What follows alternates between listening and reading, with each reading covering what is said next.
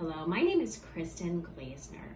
I'm Chief Human Resources Officer and General Counsel at Wabash Corporation. I've been at the company for 13 years, and I'm excited to share with you the 5 things that I think can help you thrive in a male-dominated environment. The first one being, know your personal purpose and know the company's purpose, and make sure they match or support each other. Communities are formed because we share values, and you're going to thrive and do well if you're in a place that supports your personal purpose. So I think it's so important to find out what an organization's purpose is and whether that is matching your personal purpose. The second item is be curious. And I know we say that a lot and we think about it as being so critical to innovation. I'm excited that's a value that Wabash has, but I take it very, very personal. And I focus on being curious with my people, intensely curious. I want to know particularly how the women in my organization are doing, what's important to them, how to support them. So every day, with real intentionality, I think about how to be curious, how to show up best for the people of those around me, and remember about them, have them be really seen and heard. I think it's critical to inclusion, but I think it's critical to thriving in an organization. The third item is trust. So there's this great podcast, this TED Talk done by Frances Frey. She's a professor at Harvard. It's 15 minutes. I've sent it to tons of people. It's a great podcast about the importance of trust and how to rebuild it. She focuses on 3 items: authenticity, logic, and empathy. It's so short, it's so powerful, and trust is needed. It's how any relationship can grow and thrive. That's how I think women can grow and thrive in a male-dominated environment. But also, I think what's so important about it is when you have trust, you can so bravely and boldly shine your light on others, champion others.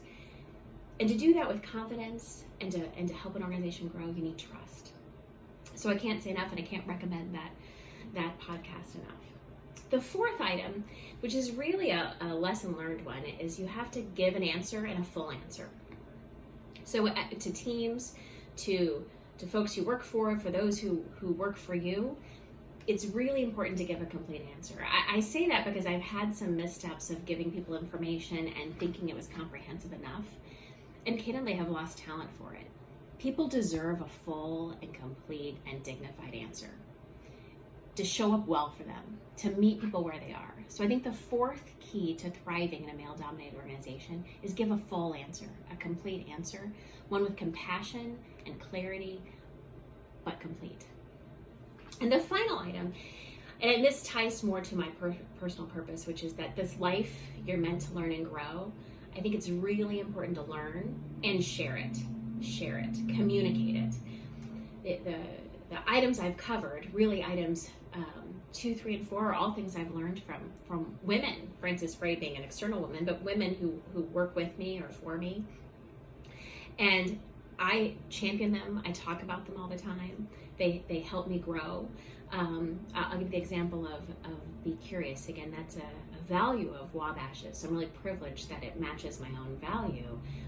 But being curious in a way that's intensely personal, that I ask my folks about themselves and what they've learned. I really learned that from a colleague who works for me. Her name is Tina Clark, and it's just part of her brand. She shows up and asks people about themselves. So I learned that from her, and I share it with others. So again, the fifth item that I think is so important is to learn and to share those learnings with others. And I think if those 5 things can fully come to life, I think a woman can thrive terrifically in a male-dominated organization and help other women grow too.